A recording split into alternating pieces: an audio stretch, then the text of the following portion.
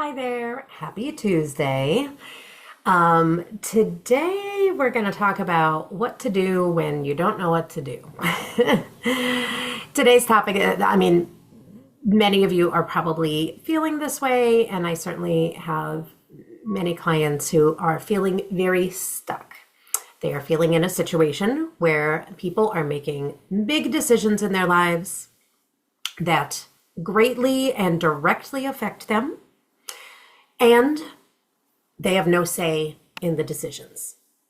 So let's review that again, because this comes up many times in life, in all types of situations and relationships. It just so happens that we are at a stage right now where the numbers of people feeling this phenomenon at the same time happens to be really, really big. So the situation is someone or some group of people are making decisions that greatly affect your life, and you don't have a say in the decision itself. Feels very hopeless, right? It can feel very hopeless. It can bring up anger and frustration and sadness and loss and right? And all of the things that come with that type of stress. We will notice a heightened irritability.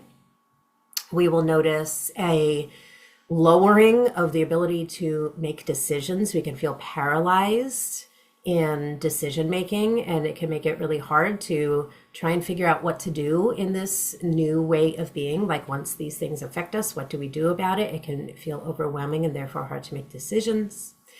It can just bring our overall mood. Those of us that do have a tendency towards depression or anxiety, it can start to slip us into those tendencies of depression and anxiety. For those of us that have other conditions that are associated with stress and anxiety, like, OCD and things like this, we can see those things be heightened. So we can start to notice some of the symptoms of our mental well-being declining. We can notice those symptoms getting bigger and greater. So today what I want to talk about is, what do we do when we can't do anything about these situations? When the decisions are made for you, you don't have a say in the matter, and the repercussions are still yours, not in the decision makers. Or maybe they are, but whatever, right? So that's what we're talking about, is that kind of, because often before we'll talk about what do you and what don't you have control over, and take control over what you do, and blah, blah, blah. And there's a flavor of that in here. But what we're going to do today is talk about how to shift the focus from the situation in which, right? So yes, absolutely, do not avoid, do not run away, like sit down with your partners or whoever you need to figure out what you're going to do about this situation. You're going to do all that stuff anyway, right? You're going to have to sit down and figure out, how are we going to pay our mortgage? How are we going to live in this situation? How are our kids going to get the help that they need to be successful in formal education? Like, all of those things, right? Like, you're going to be making all of those decisions no matter what. But what we are going to talk about is, what about the other time, the time outside of dealing with these issues? We still, in order for us to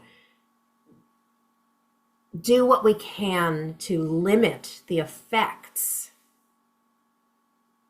We're talking about limiting the effects, the mental and emotional effects of these situations. Sometimes the only thing we can do is to focus on the moments outside of those situations. You're going to make your decisions, you're going to do your research, you're going to make your changes, you're going to look for work, you're going to look for support, you're going to do all of those things. You're going to make all of those life changes. But while you are making all of those life changes, please, please, please, let's not forget, we're still living this life. You are still here. You still have goals. You still have values. You still have loved ones. You still have family. You still have hobbies. You have surroundings. You still have things that make you feel alive. And so we can't let, even though it may be a big chunk of your life being affected, we have to make sure that we do not give the power away that belongs to our entire life. So making sure that you are taking time every single day, to feel empowered enough to take back your emotions, to feel empowered enough to take back your joy, your passions, your cares, your loves, your wants, your goals. Take some time every single day to laugh. Every single day, make a purposeful effort to connect to those you love, to get on the floor and play with your kids, to take those mental breaks from worry. And this isn't just so that you have these little pockets of joy.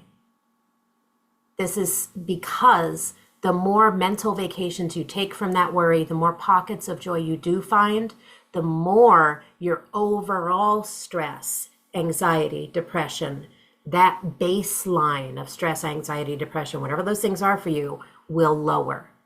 The more time you spend in them, the higher they get. And so that means the more time you spend outside of them, not more. We want to make sure we're not going into avoidance. Just need to make sure we keep remembering that, not avoidance, but when the time is appropriate, bringing those emotions down to joy, care, connection, love, all of those lovely things that this life still has for you if you allow it. Please make sure you're connecting. Please make sure you're laughing. Please make sure you're doing the things that bring you joy. Do the things that keep your mental well-being on track. Get that exercise. Get out into the sun. Make sure you're eating regularly and healthy. Make sure you're hydrating. Make sure you're laughing and enjoying life. Take those breaks. Take care of yourself every single day while still figuring out, what am I going to do for my next job? What am I going to do for my kids to feel supported? What am I going to do for me to feel supported? What do I do to stay safe? What do I do? Like, whatever all the things are that are coming up for your particular situation. Yes, handle those things, and make sure you're also handling them with just a little bit of lightness, connection, joy, love. Make sure you are living your life at the same time you're preserving your life.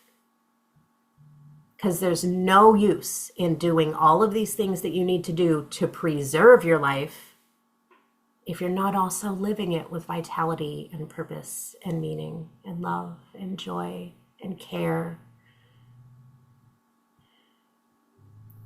Please take care of yourselves and your families. And as always, let me know how I can help you. You got this. I'll see you next Tuesday.